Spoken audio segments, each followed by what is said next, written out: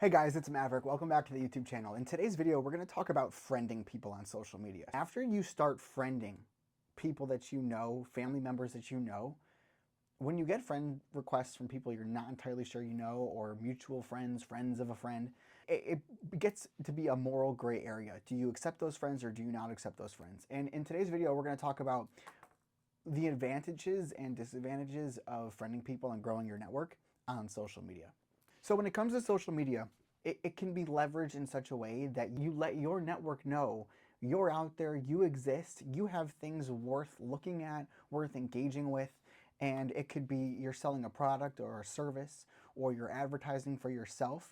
Utilizing your social media is an incredible way to cut corners. When I say cut corners, it means avoid the traditional routes of getting the attention that you need and that you deserve for your profession or for your brand or your career.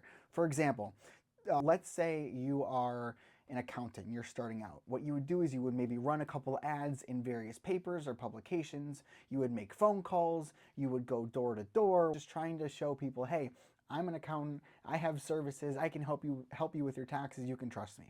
And it's a lot of work, and I don't know how much results are guaranteed to you. But if you can use your social media, we're all on our phones, we're all on our computers, whether it's Facebook, Instagram, Twitter, X, LinkedIn, WhatsApp. There's a lot of different platforms now where we're all engaged, we're all tuned in. You just got to figure out your target client, your target customer, your demographic. You got to figure out where they are and then go all in on those platforms. Have a presence and active engagement. So if someone reaches out to you after you post something, you got to be there on the other side to respond. I can't tell you how much it bothers me to see a professional who hires someone to do their social media.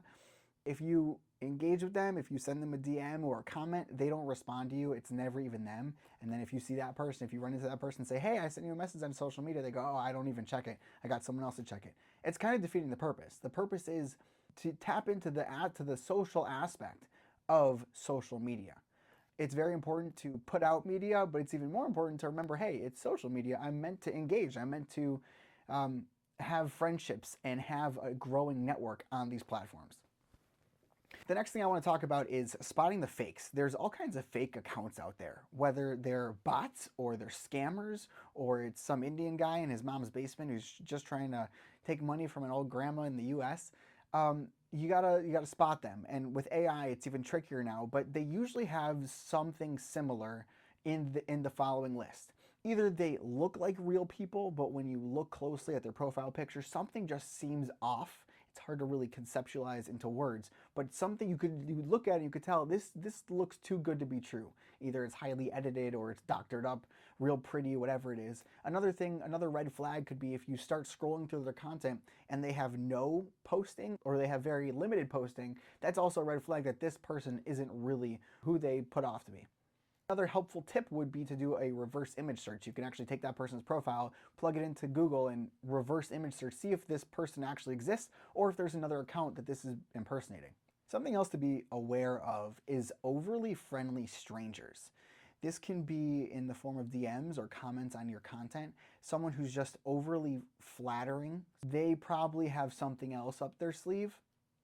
They can have some real harmful intentions, whether it's to harm you financially or emotionally. I can't even tell you how many times people have gotten in trouble for thinking that the person is attracted to them, and it's really not the case at all. The next tip when it comes to friending people and when it comes to networking on social media, you got to protect your reputation. Connecting with the wrong people online just for the sake of building your connections and your network and your following will do the opposite of what you're trying to accomplish. If you're connecting with people who have bad messages or bad ideologies that it's known publicly, let's say YouTubers or whatever that might be, you might want to think twice before connecting them, following them, requesting to be their friend, because it does come up. If someone else tries to follow you and they see, hey, you're connected with this person, it could damage your reputation. So you got to be careful who you decide to follow and friend. The next tip is guarding your wallet. Now you might be wondering, what does social media have to do with my wallet? And let's be honest, it's money that makes the world go round. It's money that powers the most influential CEOs, and it's money that drives the dirtiest of people. And we all want it, we all need it, whether we like to admit it or not. There's people out there who are actively trying to scam you. And I know that's a horrible way to think, that someone's out there constantly trying to get my money, but unfortunately we live in a society where people are like that. So if someone sends you a link, if any kind of dollar sign or any kind of amount pops into your DMs, your email, your text, first, make sure you know who it's coming from. Then, if you don't know who it's coming from, if there's a link, you definitely don't want to click the link. More times than not, the link is a bad website that's going to harm you the moment you click on it, the moment it loads onto your phone or computer. A common scam will be you'll get a message saying that there's a refund headed your way, or click here to confirm your order, or things of that nature. And before you know it, you're caught in this crazy mess where you're giving off hundreds or thousands of dollars to someone you don't even know and who you definitely don't want to be sending money to. Another tip would be when you see a friend request on social media, or someone wants to connect with you, definitely think twice who it is. You might want to click on their profile, see who they are. You don't necessarily want someone to just have access to all your content, whether it's professional, but more specifically if it's personal stuff. Definitely think twice of who you're showing off your highlight reel to.